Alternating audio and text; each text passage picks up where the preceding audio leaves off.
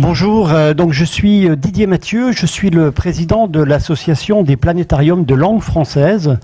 Donc les planétariums de langue française, l'APLF, est donc une structure regroupant des professionnels de la diffusion de la connaissance astronomique, mais pas que, puisque nos différents centres en France font aussi des sciences se rattachant à l'astronomie, comme la géologie, la physique. Voilà. Donc l'APLF, c'est une structure qui regroupe à peu près 80 établissements en France, mais également sur les pays européens et les pays francophones et francophiles.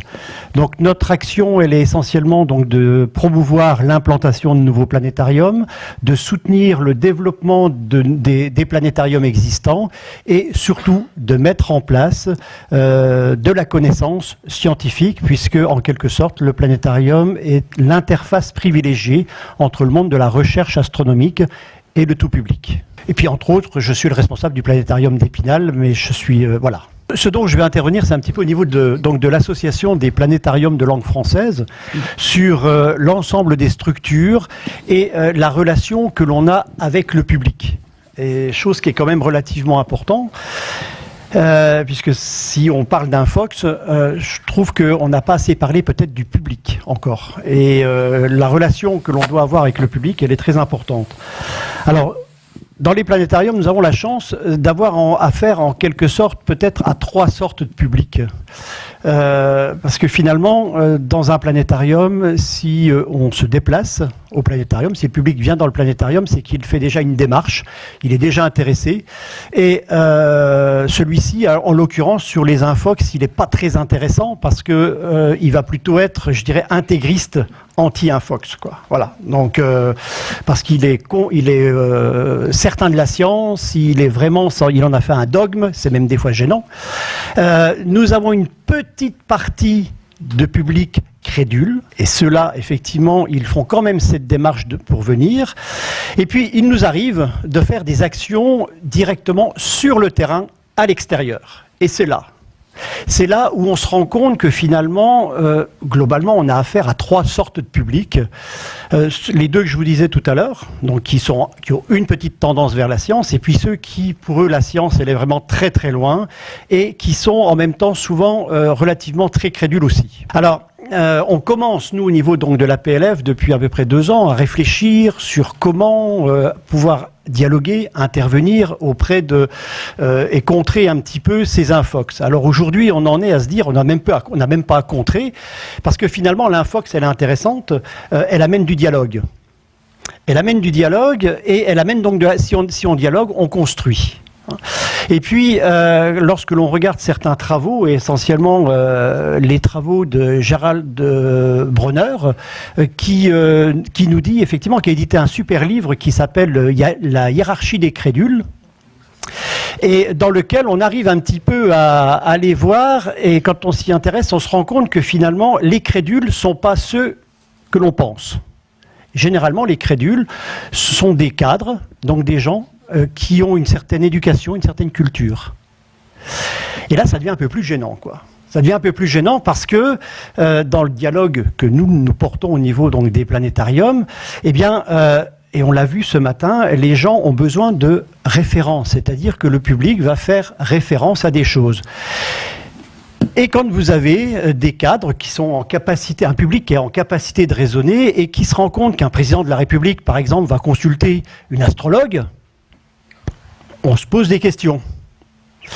Et puis, beaucoup plus proche de nous tous, quand vous avez du personnel scientifique, alors qui porte la caution scientifique, mais sur la totalité, que sont les médecins accoucheurs, qui, dans les services de gynécologie, ou tout du moins dans les maternités, où on continue à colporter qu'au moment des pleines lunes, on va avoir un accroissement des naissances, alors que finalement, quand au niveau des enquêtes scientifiques, la démonstration scientifique, il suffit d'aller compter dans les mairies les actes de déclaration de naissance, que vous vous rendez compte que ça ne corrèle absolument pas.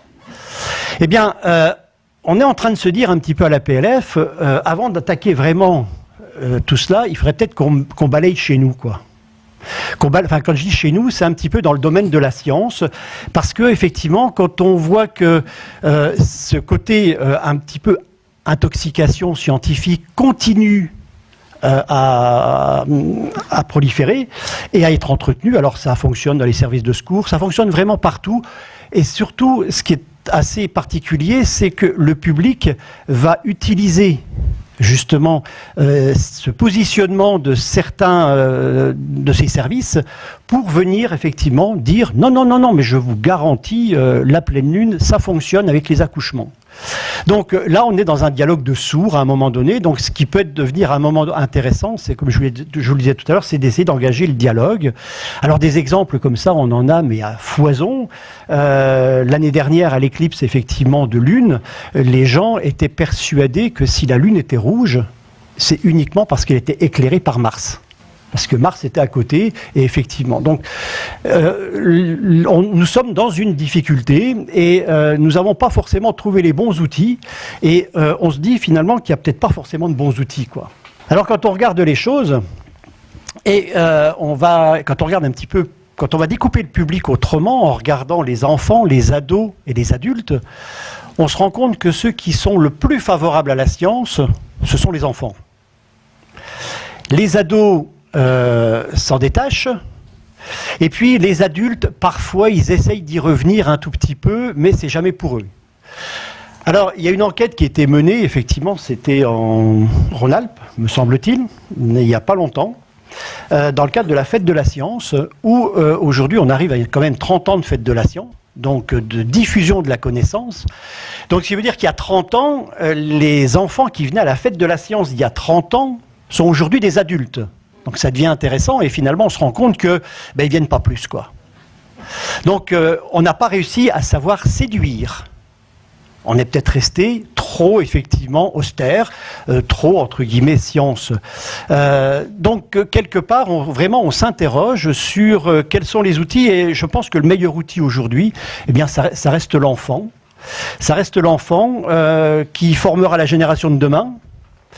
Et peut-être la chose à laquelle il serait le plus intéressant d'essayer de travailler, c'est de lui apprendre à repérer justement les bons outils et les mauvais outils qui peuvent traîner sur Internet. Donc je pense qu'il y a toute une éducation à l'utilisation du numérique. Quand on voit par exemple des résultats, des statistiques sur Google, sur une infox, vous tapez une infox, 80% des sites qui vont être proposés par Google sont des sites favorables à cette croyance. C'est terrible. Parce que finalement, quand on sait effectivement que Google... Alors, ce qui est important, c'est de pouvoir dire et de pouvoir démontrer que Google n'est peut-être pas la référence. Voilà, donc c'est certainement une éducation, je pense qu'actuellement, c'est un peu comme ça. Et les infox, on en a eu tout le temps, ça a été démontré ce matin. La science, quelle crédibilité apporter à la science, ça c'est une question que l'on se pose également quand on veut essayer de diffuser la connaissance, parce qu'aujourd'hui on dit que la Terre tourne autour du Soleil, oui, mais il y a 4 siècles on le disait l'inverse. Donc à un moment donné, quand vous êtes face à un public et que vous changez d'avis, pour quelles qu'elles soient les choses, il y a 4 siècles, certes, mais quand le public va chercher un tout petit peu, le procès de Galilée a été seulement fait au Vatican le siècle dernier, quoi. Donc on est toujours, il a un procès pour le réhabiliter. Donc il est toujours en mouvance et il est toujours aussi en contradiction avec les informations qu'il perçoit. Donc nous on voit que l'infox c'est quelque chose qui amène du dialogue, la préparation des médiateurs ou des animateurs, et là il y a un gros travail à faire entre la différence entre un animateur et un médiateur, c'est quand même pas tout à fait le même métier, on pourrait y revenir, et puis de faire en sorte que de ne jamais exposer la science comme un dogme, mais comme une vérité, mais ça a été dit ce matin, quoi. Voilà, j'en reste là. Je préfère garder du temps peut-être pour des échanges, puisque finalement, c'est ce que je vous ai dit, la construction se fait par l'échange. Voilà, merci.